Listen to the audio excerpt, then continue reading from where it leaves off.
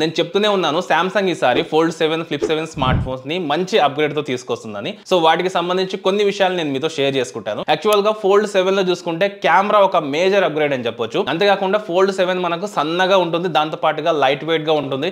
దీంట్లో మనకు Galaxy AI తో పాటుగా ఫ్లెక్స్ విండోలో AI సపోర్ట్ అయితే ఉంటుంది అనమాట. ఇక దీని డిజైన్ చూసుకుంటే 4.2 mm అయితే ఉంటుంది. అంటే మనకు S25 ultra, iPhone 16 Pro Max కంటే కూడా చాలా సన్నగా ఉంటుంది.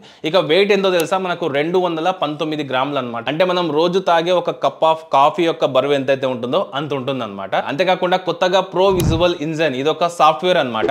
యాక్చువల్ గా పిక్చర్స్ క్యాప్చర్ చేసినప్పుడు బ్యాక్ ఎండ్ నుంచి ఆప్టిమైజ్ చేస్తుంది. అంతేకాకుండా wide angle, superior macro shots ని కూడా ఇది ఇంప్రూవ్ చేస్తుంది అనమాట. బ్యాటరీ పరంగా ఫోల్డ్ 7 లో ఎటువంటి చేంజెస్ లేవు, బట్ ఫ్లిప్ 7 లో మనకు చేంజెస్ అయితే ఉన్నాయి.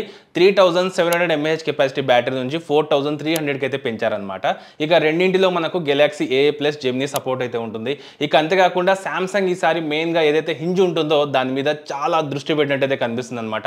చాలా వరకు దీన్ని తగ్గించి చాలా మంచి డిజైన్ లో మనకు ఈ ఫోన్ అయితే తీసుకొచ్చింది. సో ఓవరాల్ గా చెప్పాలంటే సామ్సంగ్ ఫోల్డ్ 7 ఫ్లిప్ 7 ఈసారి మాత్రం చాలా మంచి అప్గ్రేడ్స్ అయితే వస్తుందని నేను అనుకుంటున్నాను. సో మీ ఒపీనియన్ ఏంటి ఖచ్చితంగా కామెంట్ చేసి చెప్పండి. రీల్ నచ్చితే లైక్ చేయండి, వీడియోని మీ ఫ్రెండ్స్ కి షేర్ చేయండి. అలాగే ఇటువంటి ఇంట్రెస్టింగ్ వీడియోస్ కోసం ఛానల్ ని సబ్స్క్రైబ్ చేసుకోండి.